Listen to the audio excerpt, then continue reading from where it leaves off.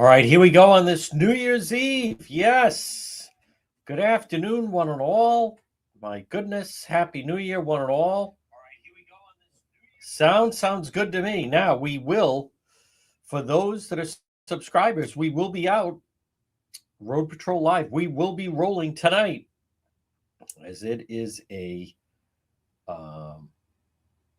huge night, obviously. And we're going to start just a couple moments. Yes. Hi there, Danielle. Welcome. Yes. Well, actually, we're on yesterday. So, but Happy New Year, one and all. What a banner year this has been, folks. We are, this is kind of the pregame show. Yes. Danielle, our the supporters. Yes, she is. Yes. Everyone says sounds good. This is my friend Jane Rice. Jane, we're going to be out tonight. Road Patrol Live. Subscriberly, we will be rolling. And folks, obviously, there is a game war going on that we're going to talk about a little bit. But first, we're going to talk with attorney Stephanie Murphy coming up. But it has been a remarkable year for the program. And I think, as Best Illustrated, I would say, Best Illustrated, when you saw the biggest story to hit our area in 22 years. It just is. I know the Boston Marathon obviously hit Boston, but the biggest local story to hit. Hi there, Brenda. Happy New Year, one and all. Thank you. I appreciate that. Thank you, Paul. The biggest story to hit our local was, in fact, the mass shooting at Brown University. And as our subscribers know, and I was talking with our team today, and it's even higher than I thought it was. But so within a 7-day period, I was featured on national television, 8 times, eight times thereabouts. So, but thank you everyone for all your support in our platforms. Just continue to grow, and we're going to we are expecting a even bigger 26 because of the extended reach of our platforms, and certainly the word gets out. And but I want to thank all of our moderators and everyone. Happy New Year, Caroline. Again, for all our subscribers, we will be live tonight. Not sure on time, earlier rather than later, simply because, to be honest with you, it does get more dangerous as driving on.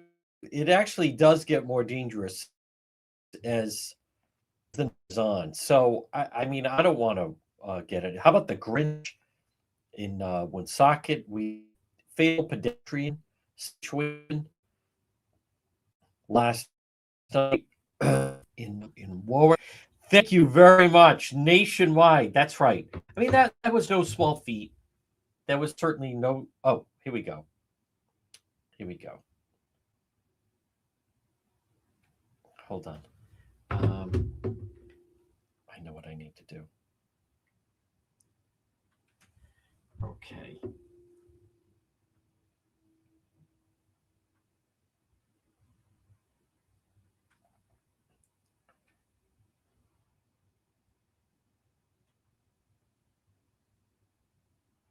Okay. Catch you up to speed on some of the news today. We're going to don't forget, final day of the month, Wanathon. That actually starts right now. All stars are matched by a very supportive couple who, big supporters of the program, wish to remain anonymous. But all stars on the final day of the month, the doubled. So if you're watching, and it's on Facebook, but we're on Facebook, we're on YouTube. We are on, oh, good. Happy New Year in Vermont. In X, yes. So we did, it was a hat trick. We were on Fox, we were on Newsmax, and we were also on Court TV. So 8 times, 3 times on Fox, once on Court TV. And then 4 times on Newsmax. So, and I think I even had to turn down News Nation because we had to turn down News Nation, and then we had to turn down, I think CNN reached out to me, but I was already booked. So, folks, I can't be everywhere, right? So, but Happy New Year, one and all. Now, thank you very much, Janet Dwyer. Well, folks, what I like to, sort of each weekday between 1 and 2, and then all the support we get. But, I like the old adage Michael Jordan talked about: the best players have their best games in the biggest games. So, so I always, yes, Happy New Year to Bendy. So, that's what I always kind of judge it like that. And you think about it. And that was, again, Michael Jordan, who said he just felt the best players have their best games in the biggest games. And think about that just for a moment. And I get, listen, if you stop and listen to the haters, you never get out of bed in the morning. But yes, thank you very much, Chuck. So, and reunited with him. Thank you, Kristen Perry. But think about that. It's the biggest story to hit our area since 2023 and the Station nightclub fire, and featured on national television 8 times. And by the way, I mean, that's a kind of more than the competition. That's, there is no competition. Hold on one moment.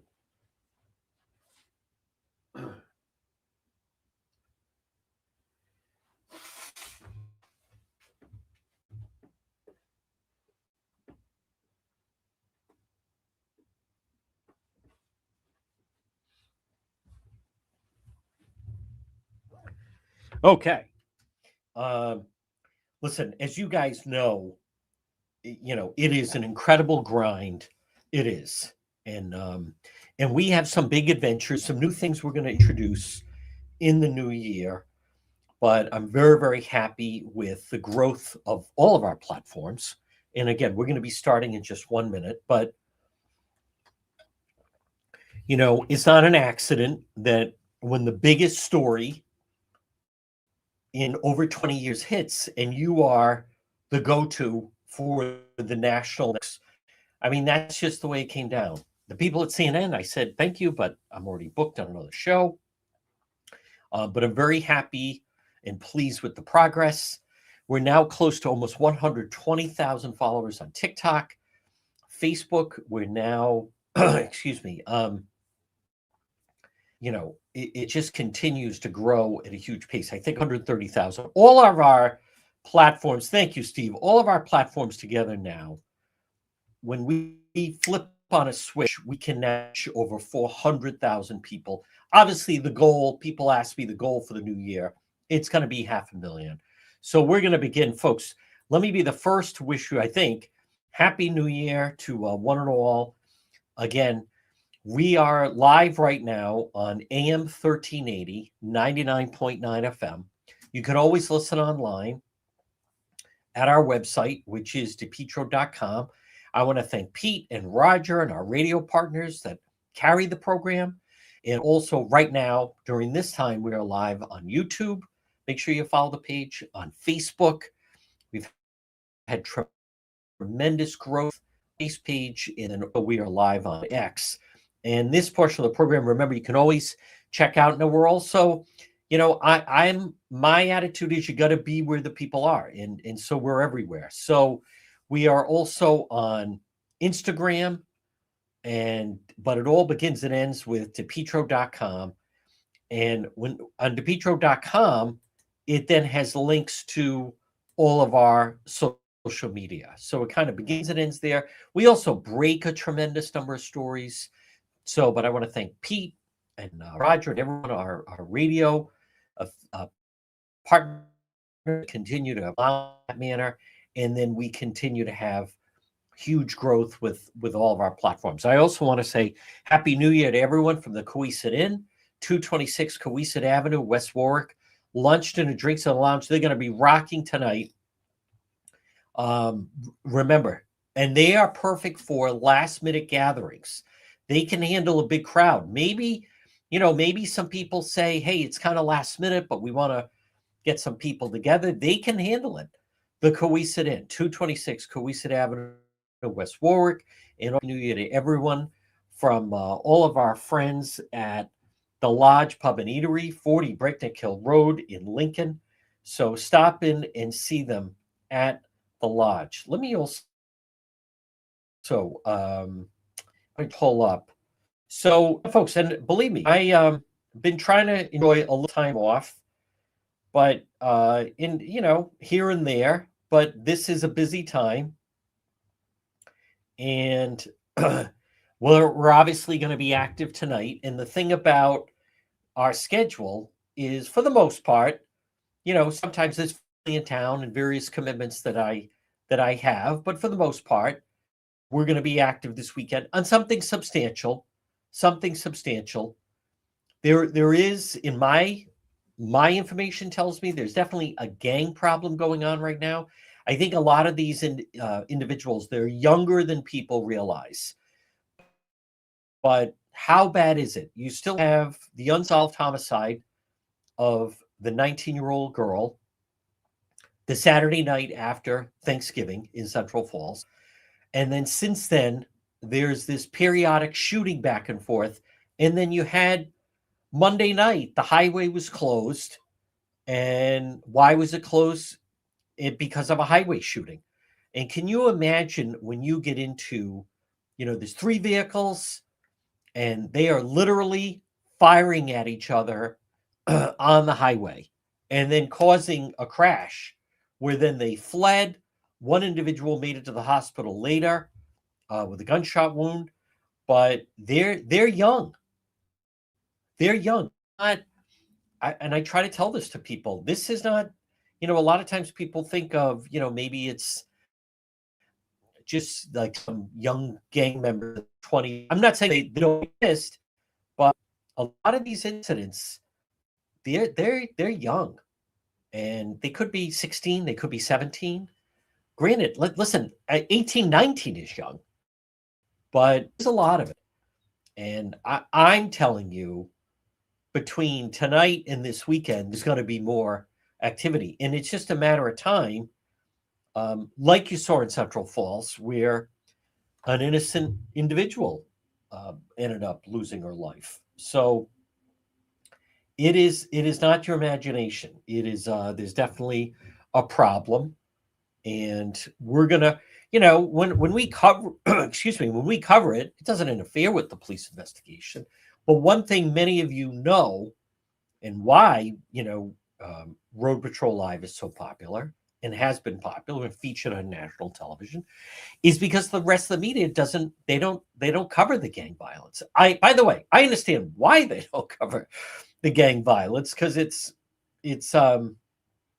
can be dicey. It's not your imagination. But right now, there are some individuals out there. When Sockets had a problem with youth and gun violence, and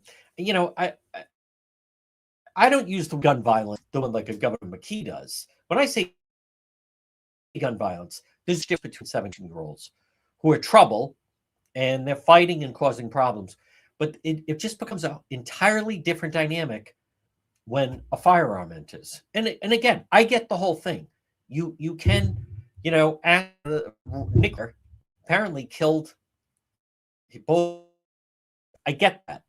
But you saw with diversity, that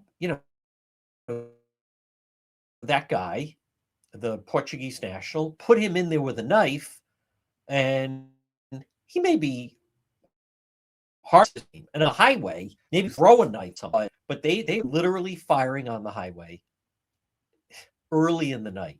Now that's right between, it's Pawtucket coming into Providence, so have some Pawtucket activity, you have Providence activity, so that's something for the police. I can assure you they're on. Now, folks, it is New Year's Eve, remember, and we're seeing a lot of instances right now in the news of people that wake up and don't realize, but they're going to need to be represented legally. Marin Barrett Murphy Call them. Your fight becomes their fight. Free consultation, 401 228 8271. 401 228 8271.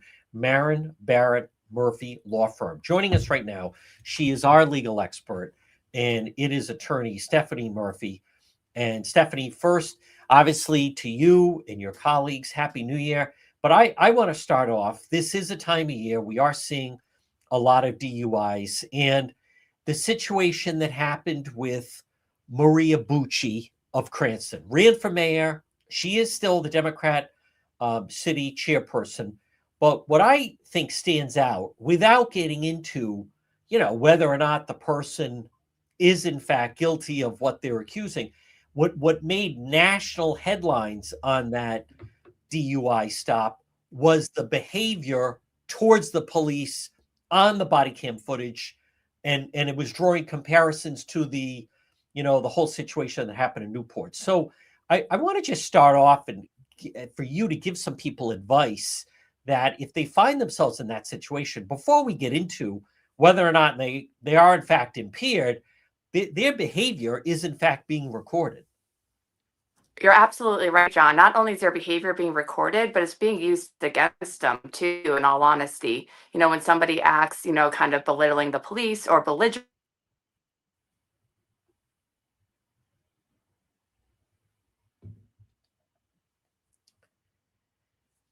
Okay, now I think we've had, for whatever reason, a minor problem here. And Stephanie was fine. And now all of a sudden she has gone silent. So I'm not sure exactly what happened, but it could be on her end. So what we're going to do is we're going to just pause and we're going to wait and we're going to have her rejoin us, which can happen. Folks, it's New Year's Eve. Again, for those, you never know. Suddenly there could be some kind of a glitch, and then suddenly we don't. Things can happen. So at this point, I just go with the flow. Let me just tell her rejoin, and there we go. And she should be back with us. So we never know. We never know what can happen with that. All right, Steph, who knows? We're just going to go with the flow of it. But you were making the point that, especially in this day and age, you are being judged by what you're saying in the fact it's being recorded in this manner when it's a stop. Yeah, you're absolutely not helping yourself by, making the comments and doing exactly what she did on video. We've seen it before in Rhode Island, and it was clear in this case and stuff like that. As we talk about, John, the best thing to do is not to give the police any further evidence that, you're guilty of any crime. And in a DUI, that's to be cooperative, to be obedient, to listen to what the officers say, follow their directions. You don't have to agree, as we talked about, to agree to take the field sobriety test or agree to take the breath test. But there's a better way to do it by saying no thank you, or not giving statements. It would definitely have been a lot more helpful in this case, and we definitely saw how that played out on the body cam footage, and now all the repercussions of the behavior is going to follow with her for quite some time, regardless of how the case ends up, in all honesty. And the same way, Stephanie, we also saw, there was a passenger, and I think it was the cousin, and the cousin keeps trying to get out of the car and then arguing with the police, and the police have to keep saying, you stay in the car. I think there's also a lesson here that if you're a passenger in a vehicle, you're not helping the situation by then getting out. And then, when there's a passenger and the police don't feel that they have control of the situation, that's why then you see the backup start to roll, and it can go kind of like what I would call like a 0 to 60. So if you could just advise, if you're a passenger in a vehicle and there's someone stopped, what should be the behavior of that individual? I mean, that person needs to have the same behavior as the person being questioned, in all honesty. Don't offer up any information, stay calm, listen to the officers, don't escalate the situation. The last thing the passenger needs is a disorderly conduct charge or an obstruction or a resisting arrest charge. And typically, John, in DUI arrests, I would hope that, the person who was driving was more sober than the other one. So typically in DUI arrests, you have passengers or many passengers in the car who are more intoxicated than if the driver was, in all honesty, too. So in that case, it could absolutely escalate. and get out of hand, especially if there's one officer and 3 or 4 passengers of people who are intoxicated. Now, I want to just play this one out. And again, I want to be very clear. We don't know how this is going to end up, what her potential condition was in. But Stephanie, if you could rewind the clock, I remember years ago, it was the Senate president. He got pulled over a DUI. I think it was in Barrington, East Providence. And the police even basically said he was the total gentleman about it. And this was before the body cam footage. But could someone just simply get out and present their license and answer basic questions? No, I only had one drink. No, I don't want to do the test. And other than identifying themselves and maybe giving basic information, they don't have to get into this whole back and forth where then we watch as the individual is insulting the police and call my husband and, you're a clown, and then the name calling. And what's the basic information that someone could give? So, I mean, in any situation, when the officer approaches, I'd have the window roll down. I'd have your license, your insurance information. Typically, that's on a phone now. Have that all ready to go. Answer the officer's questions and stuff like that. Make sure your answers make sense too. If you're driving on 95 South, don't say you're coming from Westerly, going to Providence. Your answers have to make sense and stuff like that. You don't have to give them any information. But if you're in a situation where maybe you had a drink and you do feel like you're safe to operate and you're not under the influence, comply with what the officer is asking you. Most of the time you will get asked to do a PBT test on the side of the road.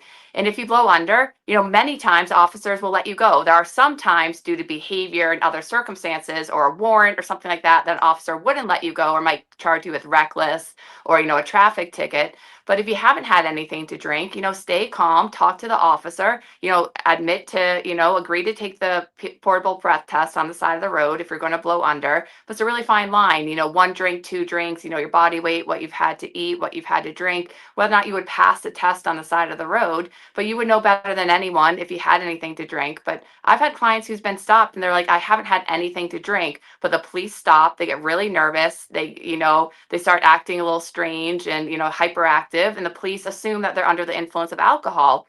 And I've had many clients who took the PBT test and passed the PBT test, and the officers let them go, might give them a traffic ticket or something like that.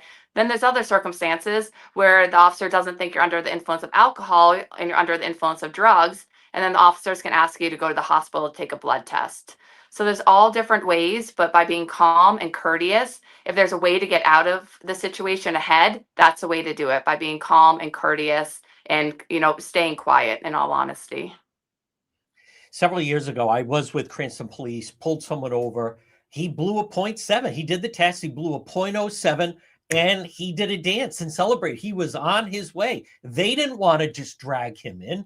He was below .08, and he even knew, 30 minutes later, maybe because he had been drinking, had a couple beers, that it may go over that. But that showed me the police, they weren't looking to ruin his night, didn't delay him.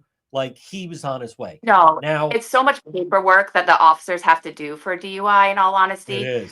It's really a lot of paperwork, and they're with the person. It's not just like a quick arrest where, you just call the bail No. commissioner. There's so much paperwork. And now with some of the stuff going on with people who are highly intoxicated, hurting themselves or hurting other people, it's a DUI arrest takes hours. It's not just what you see on the body cam footage. It's hours at the station. It's hours maybe taking them to the hospital, hours waiting for a bail commissioner. And these police officers are babysitting these individuals who are intoxicated. They're in their care. And a lot of times they get brought to the hospital. But I don't think police officers, want to make these arrests, but they want to make sure the highway and the roads are safe. So they're doing their job. And if they do stop you, maybe you're distracted and driving, and you had 1 drink, you blow a .07, like in your case, you're on your way after a little inconvenience. But they're trying to do their job, especially with all the people on the roads during the holiday. So there are ways, like you just said, that you can walk away with maybe just a traffic ticket. Stephanie, one more thing on this. People had mixed reactions when the police body cams. That's just the past couple of years. But what we're noticing is the person who seems impaired is, like we saw in Newport, like we saw in this situation in East Greenwich, where the officer is almost like reading a script and is totally in line, and it's just such a discrepancy compared to, especially the situation, the recent one with East Greenwich, where the person's becoming belligerent, arguing. It's just such a contrast. And I think people need to be cognizant of that yes, there's a body cam footage, and you're not going to look good trying to talk your way out of it. Right, and it also keeps the police, it holds the police to a high standard too, because there's a body cam footage. So Yes. it really works both ways. The person who is being interrogated or stopped, they have, everything being recorded to protect themselves, and the police have everything to record to protect themselves too. And like I tell my clients, a lot of times I get the police report right away, but it takes a little bit, 2 or 3 weeks for the body cam footage. I go, that's really the only neutral piece of evidence in a DUI. It's not the officer's opinion. It's not what the officer saw. It's what really, really happened. And when my clients say, I didn't have anything to drink, but I didn't want to take the test, I don't trust those tests. I'm like, okay, the body cam footage will tell it all. Let's watch it together. Let's see how you act. Does it look like you're intoxicated? Does it not? And those become really like the pinnacle of the trial and stuff like that. We play them during trial. A lot of times, if they're bad, I hope the state doesn't play them. But if they're good for my client, I will absolutely introduce that as a full exhibit, and the judge will watch it from start to finish. And especially if it contradicts the police report, if the police report states they're falling all over, slurred speech, and then in the body cam footage, they're standing still, they're being respectful, you can understand every single word, that helps our client. But there's many times that the body cam footage, in this case, wouldn't help the client. So it really depends, but it really is a neutral piece of evidence that's very helpful for my clients and helpful for the police.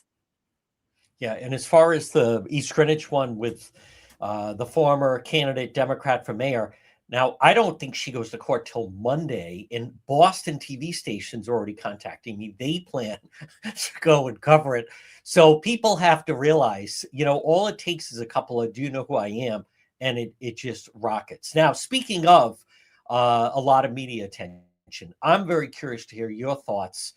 Is this also rocketed into a national story? Stefan Diggs being accused, allegations of an assault, possible strangulation.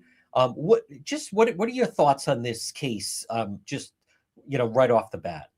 Yeah, it seems like from what I know, the victim was a chef that worked for him and stuff like that. And it sounded like the victim was kind of reluctant to come forward at first and then spoke to the police and now, willing to cooperate and come forward and stuff like that. So it's very interesting. They probably have text messages between them and stuff like that. I haven't heard of any video or anything like that yet. But the strangulation charge is what makes it a felony charge, in all honesty. And that's a very serious charge. The Commonwealth does have to prove that, the person's, ability to breathe. They couldn't do that for a certain period of time and stuff like that. Sometimes you have a strangulation charge that doesn't really continue on because it's somebody grabbing the neck and stuff like that. So there's a threshold that has to get met. But that's a very serious felony charge, in all honesty. It's not just a simple assault and battery. It is, a strangulation charge. So that kind of raises the stakes in this case significantly. Now, Stephanie, I think the attorney for Stefan Diggs said, they're in communication with the plaintiff and they're trying to work out some kind of a financial settlement. If they were able to come to that, and if this individual, the chef, suddenly said, I don't want to press charges, what in essence, looking ahead, might happen with the Commonwealth case? Well, I mean, in all honesty, it's really up to the district attorney and the prosecutors, in all honesty. Just even if the victim now says, hey, I don't want to go forward, I changed my mind. I'm sure the police did their job and they have a written statement. They have a statement. You can get subpoenaed to come back. At this point, when you go to the police and someone gets charged, it's great if it can work out civilly and everyone walks away and happy. And it could definitely help, for a more positive impact for the defendant, but it doesn't necessarily go away. And I think a lot of people don't understand that. Because the prosecution can still subpoena the witness and stuff like that. And if the witness doesn't come in with a subpoena, there's ramifications for that. So really the prosecutor has to be on board, the victim has to be on board, the defendant has to be on board. So it's a lot of different people. But once charges are formally filed, it's not as easy as just saying, oh, hey, I don't want to go forward anymore, I'm walking away. So it'll be interesting to see how the prosecution feels about this. Now, we also have another Patriot player. Apparently this happened back in August, the news was just breaking of this. Christian Barmore, I'm familiar. He got in trouble with the Providence police last year. He was riding along. They pulled him over, gave them a hard time on the stop. But this apparently happened in August. The individual did just come forward. But what I think is interesting about this, Stephanie, is because with my work with police, I hear about this where there's a domestic argument. One person wants to leave. The other person says, in this case, no, I don't want you to leave.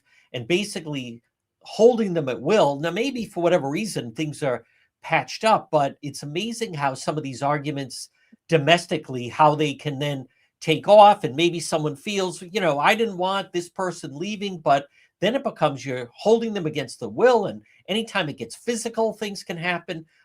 What are we to make of the Christian Barmore incident? Yeah, so this is a domestic charge and it's from a little while ago, as you stated. So, there's been some talk about that and maybe some resolution to it and stuff like that. But in a domestic, there's always two sides to each story and everything like that. So in this case, it'll be interesting, the backstory, what happened before, what escalated the situation. A lot of times in domestics, I feel like a lot of my clients, they get arrested because a neighbor or a family member call, not necessarily the victim, the one accusing them. So somebody might hear something, somebody might see something, then they get the police involved, and then the police get statements from everybody. And basically the police have to either charge, both people, charge one person, or decide that there's not enough to be charged.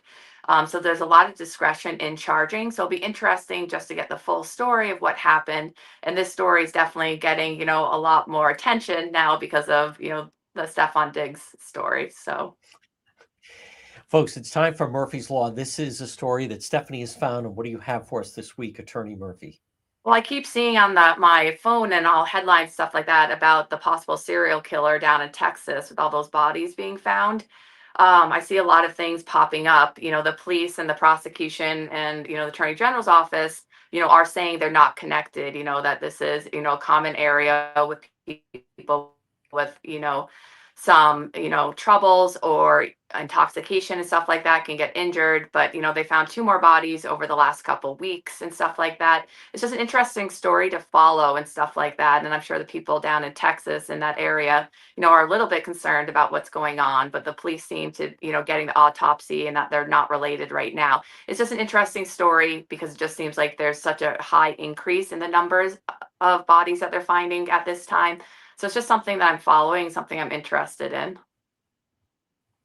Folks, again, she is attorney Stephanie Murphy. Stephanie, excellent as always, and look forward to our conversations in the new year. Thanks, John. Happy New Year.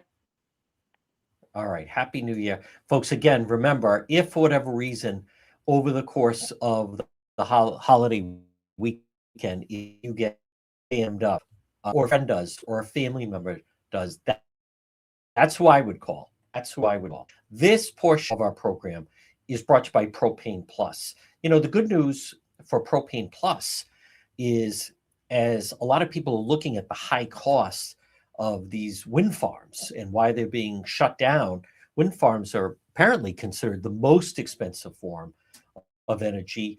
A source of energy that continues to gain momentum is propane.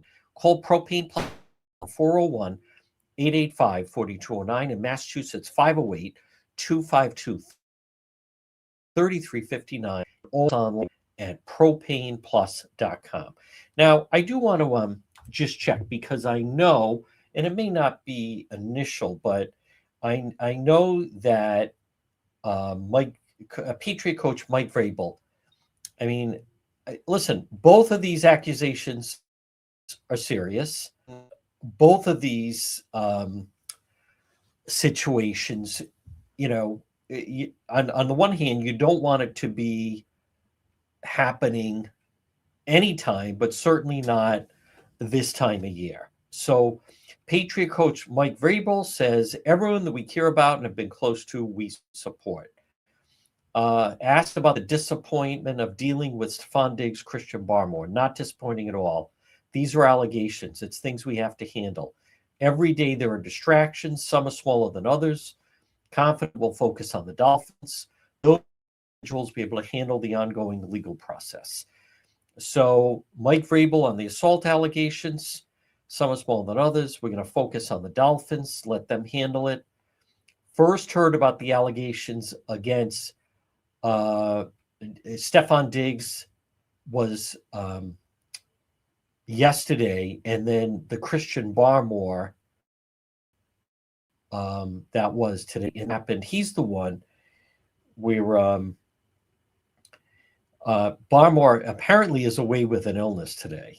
So that's what they're saying. Maybe it's related, maybe it's not. We're told Diggs and Barmore will not be available in the locker room. So Christian Moore, assault charge. Now this is different than Stephon Diggs. Now he's the one, again, last wintertime, right at what we call the Miracle Mile on Road Patrol Live, high crime, high drug area. It's right on Broad Street. It's right near the string of liquor stores across from the McDonald's and the Dunkin' Donuts.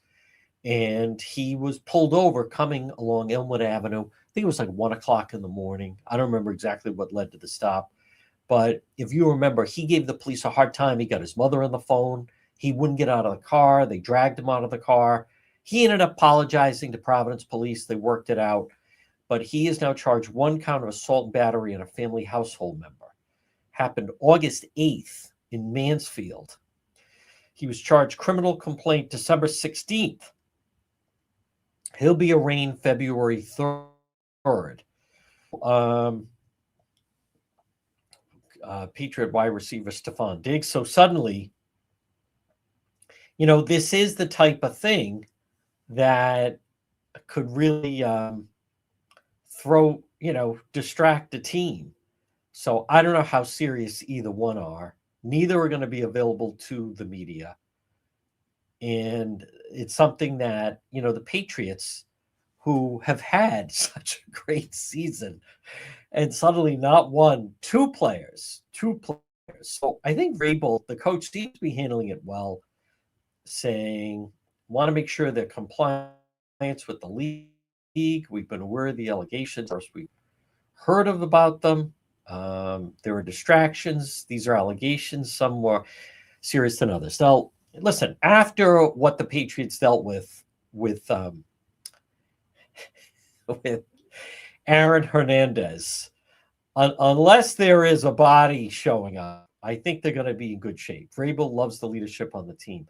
I don't know anything about the Christian Barmore thing. I know people are saying in both situations the people just want the money. I have no idea if that's the case. But the thing about the Stephon Diggs situation that is unfortunate is, with everything going on, I don't know what to make of it other than that's right. NFL police blotter is why would you be dealing? Like, they should have someone that deals with whoever they hire. So you want a chef.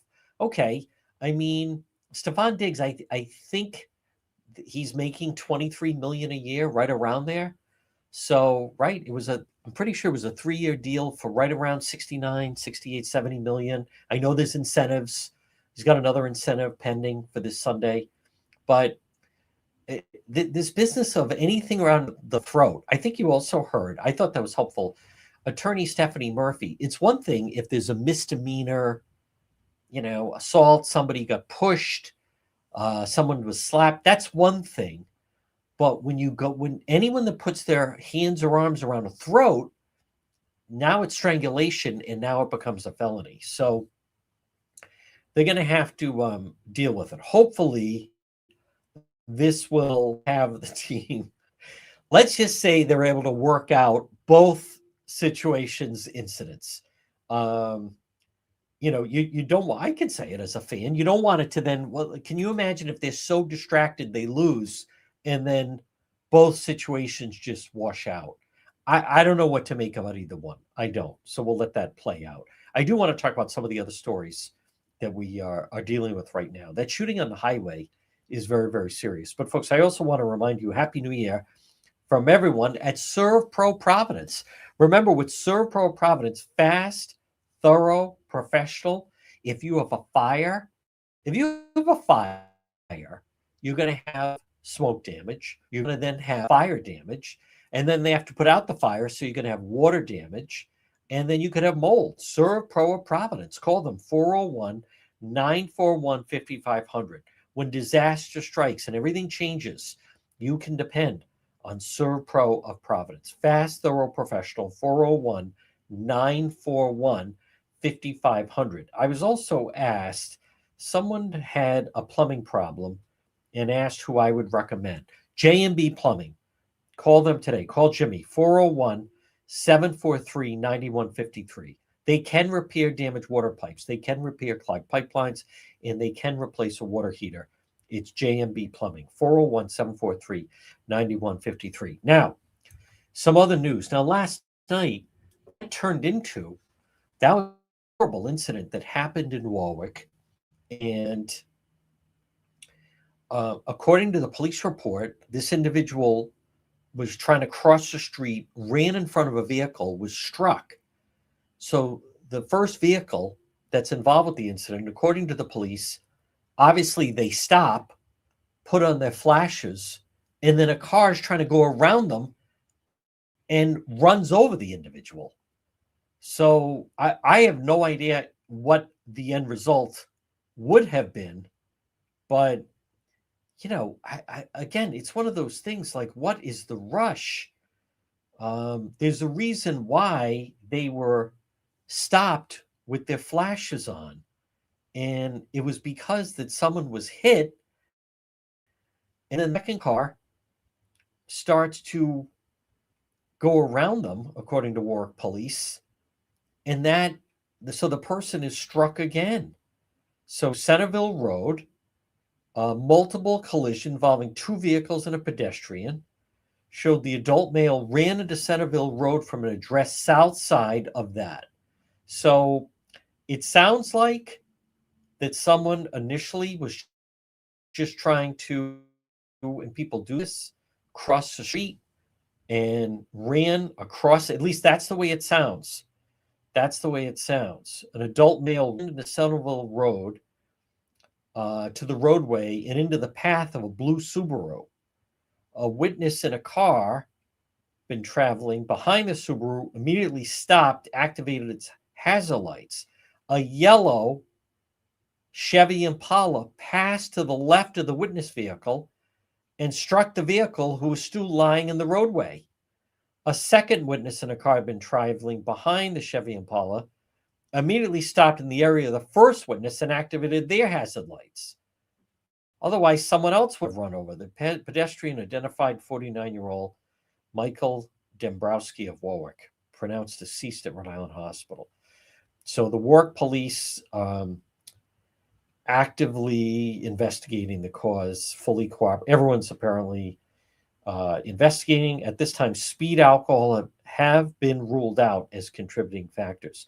Now, we also had the situation Monday night. And Monday night, 95 South came to a halt. And all the traffic was backed up and people were stuck there for quite some time. So we learned that Monday night, right around 8 o'clock, state police received multiple 911 calls, a crash, 3 vehicles on Route 95 South, right around, it's the Smithfield Avenue, Branch Avenue, right in that area, City of Providence. As a result, Route 95 South was closed 2 hours for the investigation.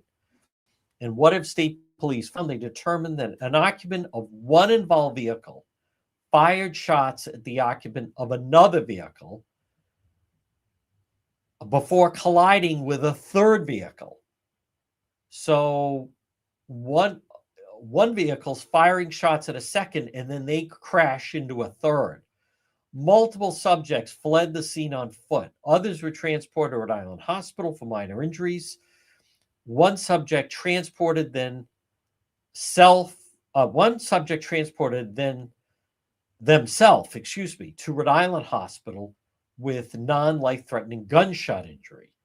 The investigation revealed the individuals involved were known to each other, and it was targeted. So what does that means? Well, that's pretty dangerous. I mean, that is, in essence, where that is gang warfare that is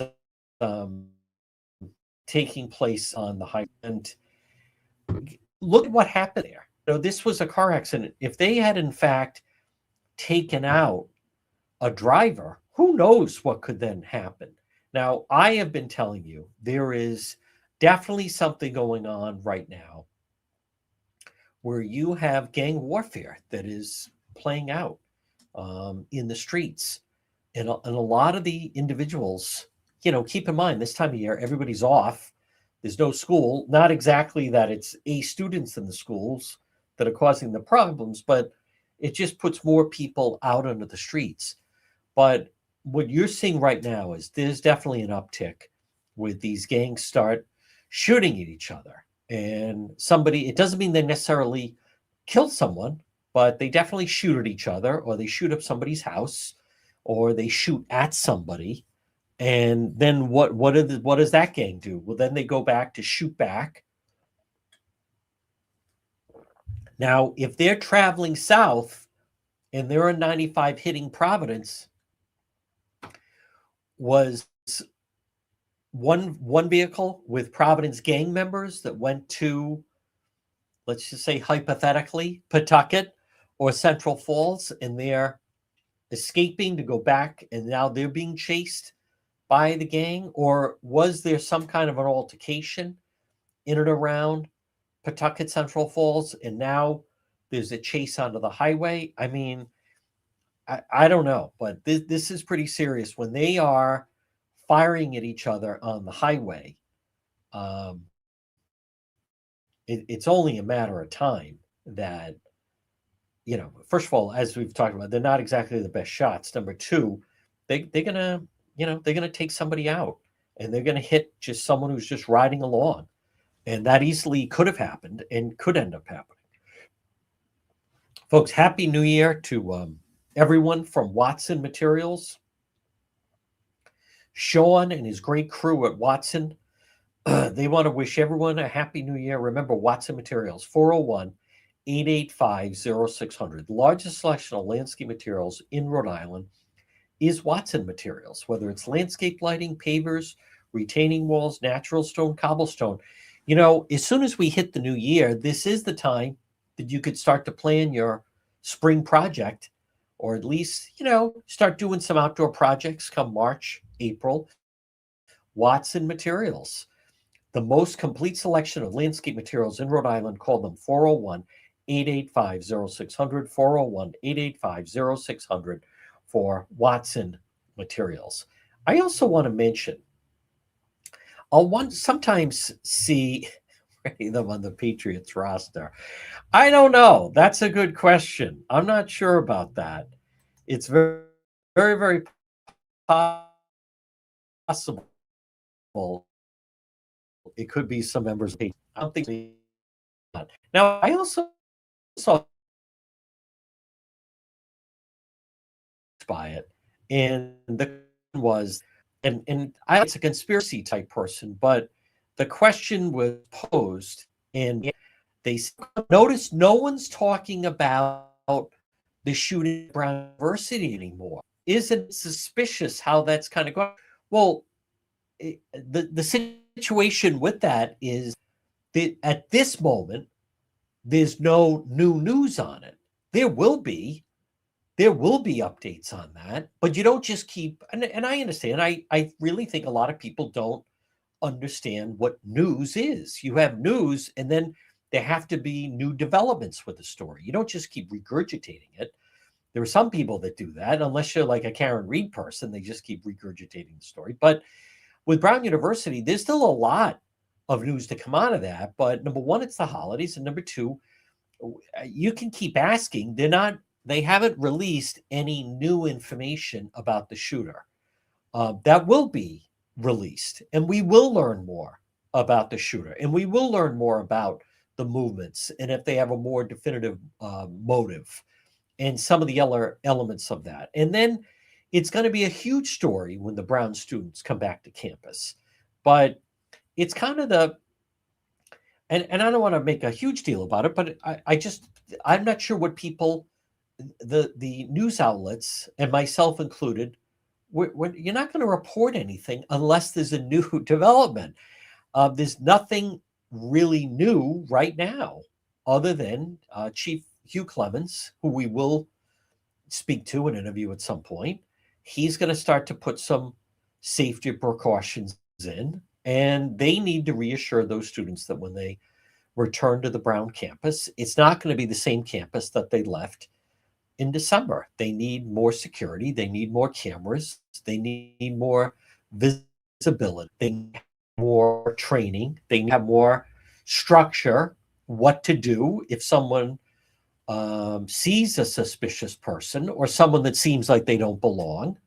They have to worry about copycat. There's a lot that goes in.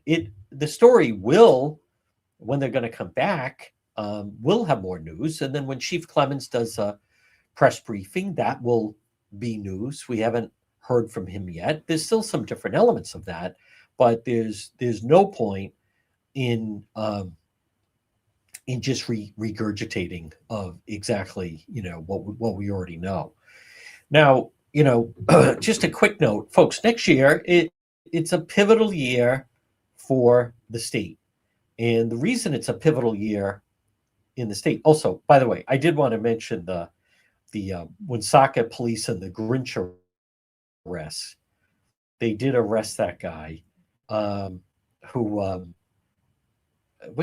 hold on, I haven't posted what he goes by. He broke into a house right before Christmas and stole some Christmas gifts of the kids that were in the house. And he is, that's right, Nick McLean, known as Munch.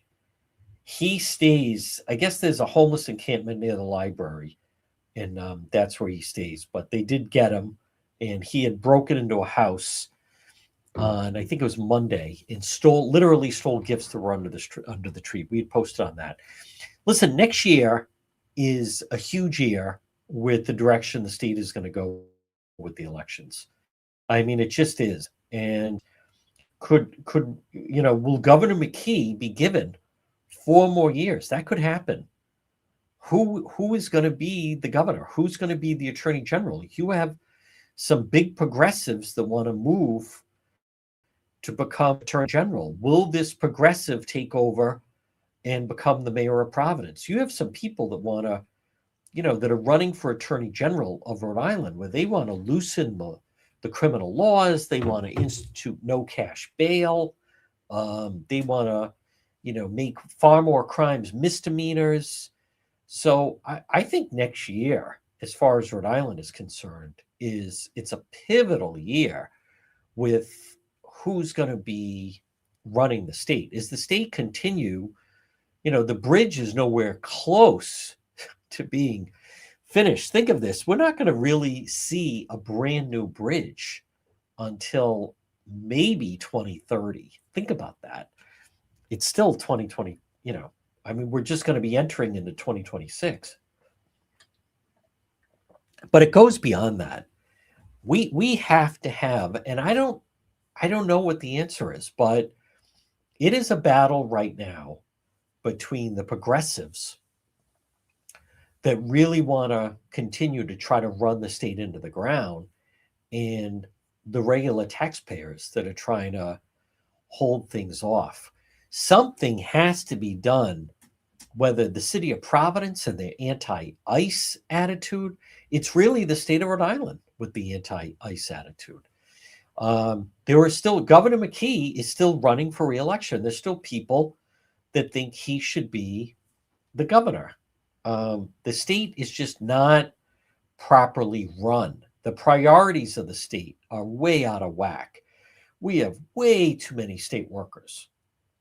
And, yesterday I posted, there was an article that had the top 10, who are the 10 highest paid on state payroll. And like a lot of states, the URI basketball coach, whoever's the basketball coach for URI is usually number one, but whoever's the basketball coach or football coach at certain states, that's usually who's paid the highest. But in Rhode Island, 3 of the top 10 are correctional officers at the ACI. And they're 3 of the top 10. And making, the 3 of them, if you combine the overtime for the 3 of them, just three correctional officers, it's close to or around $1 million in overtime. In overtime.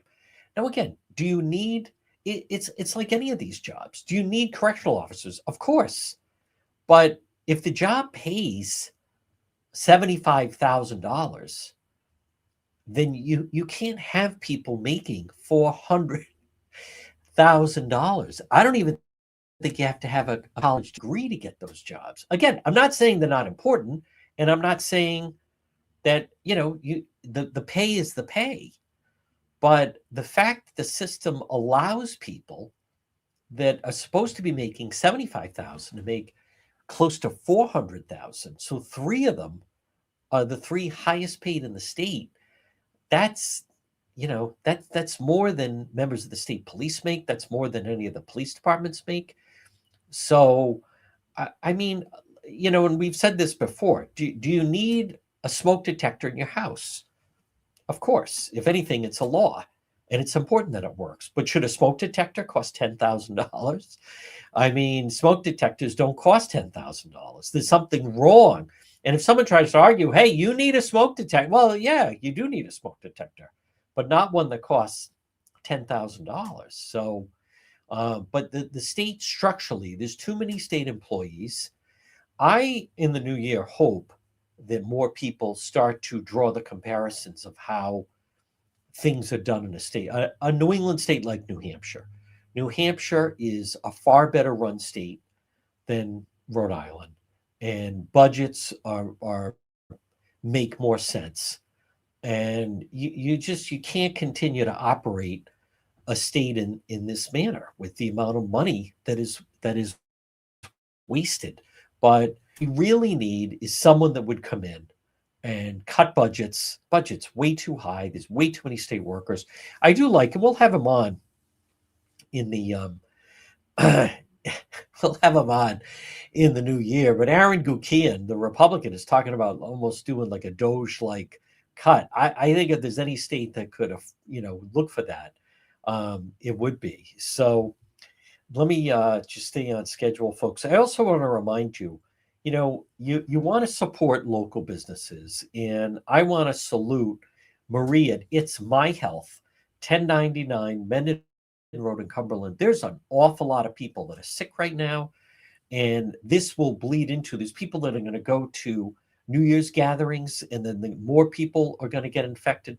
Stop in and see the Queen of Health, Marie at It's My Health, 1099 Mendon Road in Cumberland.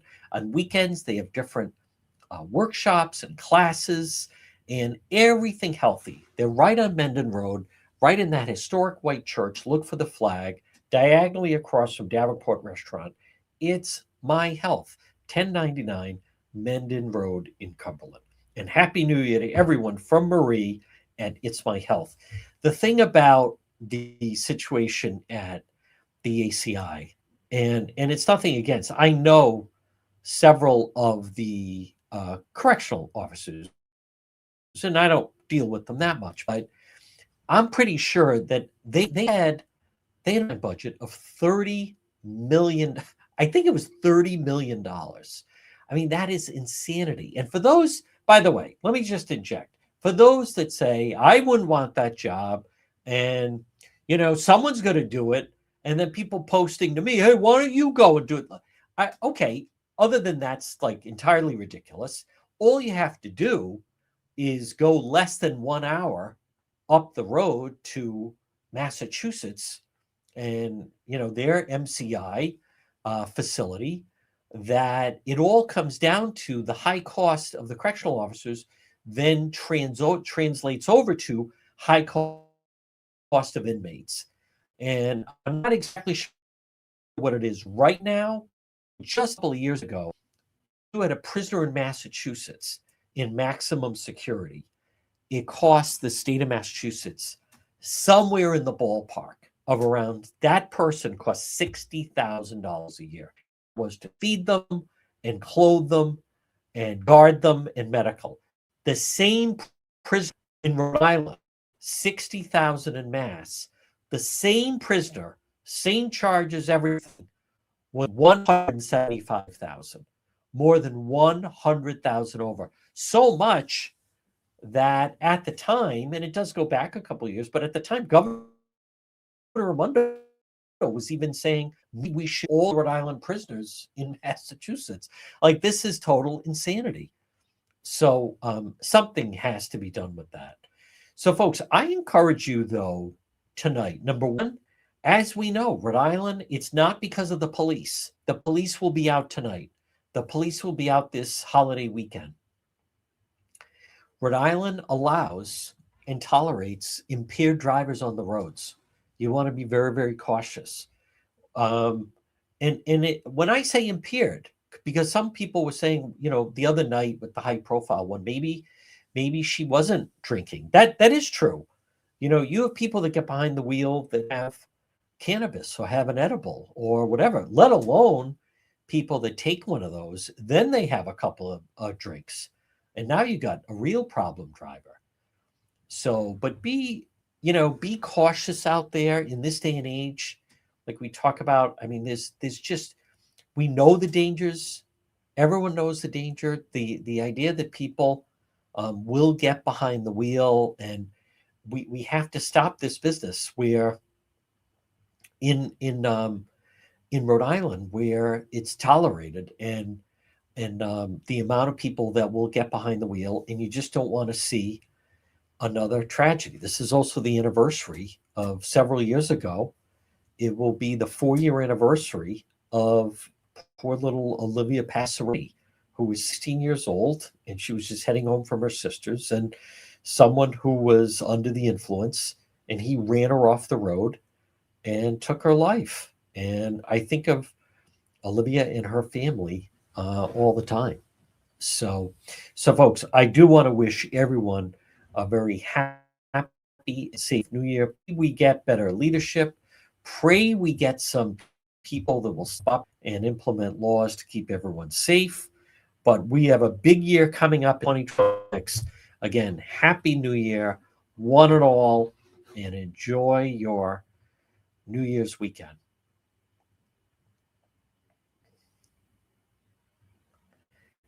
So, folks, we'll see you tonight. Subscriber only, Rope